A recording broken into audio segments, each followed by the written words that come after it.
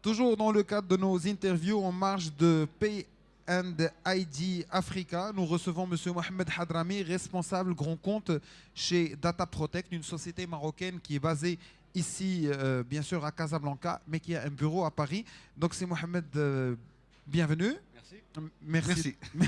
Merci d'avoir accepté notre C'est invitation. un plaisir.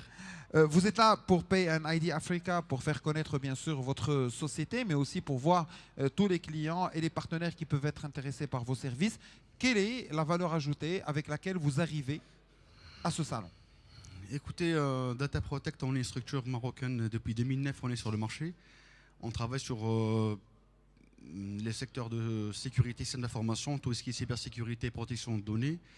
Et vu que c'est un domaine qui change constamment, on est aussi en évolution constante par rapport aux besoins du marché. Donc aujourd'hui, certes, on a toujours les offres classiques pour les réalisations des audits de sécurité, l'accompagnement de différentes organisations à la sécurisation de leurs données. Mais cette année, on est venu avec de nouveaux produits, de nouvelles offres qui ont vraiment, comme vous avez dit, de valeur ajoutée par rapport aux besoins. Et là, on parle d'une plateforme de sensibilisation à la sécurité des systèmes d'information sans chiffres. Et ça répond effectivement à une contrainte de sensibilisation des gens aux risques liés à la cybersécurité. Et toujours, on investit sur les infrastructures critiques, sur les serveurs, sur les firewalls, sur les antivirus et autres. Mais on oublie que le maillon faible de la chaîne sécurité, c'est l'être humain lui-même. Donc on a mis en place ces solutions pour pouvoir sensibiliser les gens pour qu'ils prennent en considération l'aspect sécurité dans leur quotidien. Quand on reçoit un email avec un spam ou une pièce jointe d'un expéditeur qu'on ne connaît pas, est-ce qu'on l'ouvre, on ne l'ouvre pas, on check pas. On a l'antivirus qui se lance pour scanner une pièce jointe, pourquoi on l'arrête? Il faut le laisser scanner correctement pour éviter tout risque d'intrusion ou d'attaque. Donc voilà, c'est une solution qu'on vient de mettre en place.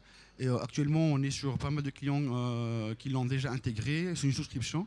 Et ça permet aussi de renforcer l'aspect sécurité à partir de la chaîne RH. Voilà. En parlant de ce sujet qui est très épineux, on dit que c'est toujours un jeu de voleurs et de policiers et que les voleurs, généralement, qui sont les hackers, ont toujours un cran d'avance sur les policiers qui êtes vous. Alors, est-ce que c'est une tendance qui se confirme ou vous avez maintenant assez de maîtrise pour pouvoir estimer tous les risques qui peuvent arriver? En fait, nous, on dit que la sécurité n'est pas une destination, c'est un voyage.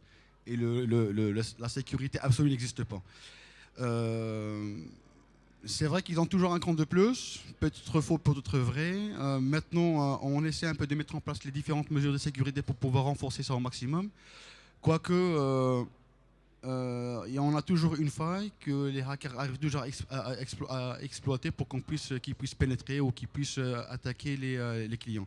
Ceci dit, avant, il n'y avait pas une certaine maturité vis-à-vis de la sécurité et c'est vrai qu'ils avaient un pas de plus. C'est plus le cas. Maintenant, les gens arrivent à se défendre en investissant sur la sécurité, en sensibilisant leur personnel et en mettant en place les différentes solutions pour pouvoir renforcer leur aspect contre cybercriminalité. Vous avez parlé du côté humain. Est-ce que au moment où un problème arrive, vous arrivez à détecter si la cause de ce problème est une erreur humaine? À travers les différentes missions qu'on réalise, certes, Parce on que est là. des fois, vous pouvez tomber sur des clients qui ne sont pas très honnêtes, hein, qui vont dire nous, on n'a rien fait, mais c'est passé. Non, en tout seul. fait, généralement, la faille, quand elle est là, généralement, elle est humaine. C'est rare où on est, même s'il y a une faille technique, elle doit être exploitée par quelqu'un, par un être humain.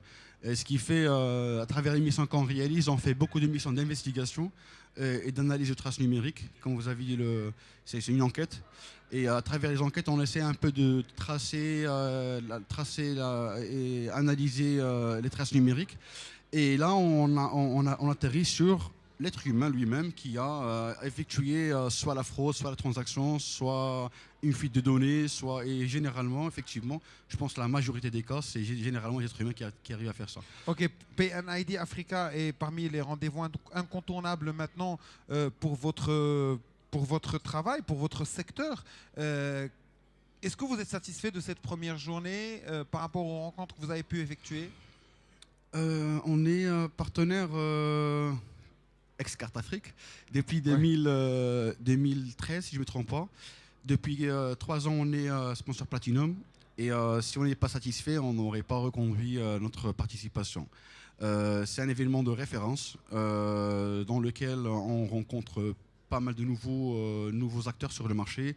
On est aussi sur de nouvelles solutions qu'on retrouve sur avec les différents partenaires. La première journée était fructueuse. On a pu rencontrer pas mal de clients, pas mal de partenaires. Ce qui est intéressant, c'est que nous, on fait beaucoup de déplacements en Afrique. Du moment qu'on réalise beaucoup de projets en Afrique, on est à 75% de notre chiffre d'affaires en Afrique. Et on fait beaucoup de déplacements. L'événement, c'est une opportunité pour qu'on puisse recevoir les clients chez nous, qu'on puisse les avoir autour de nous, parler des problématiques, parler des opportunités, parler de leur... Et les briefer sur les nouveautés, bien sûr. Exactement, exactement. C'est exactement le point le plus important sur ça.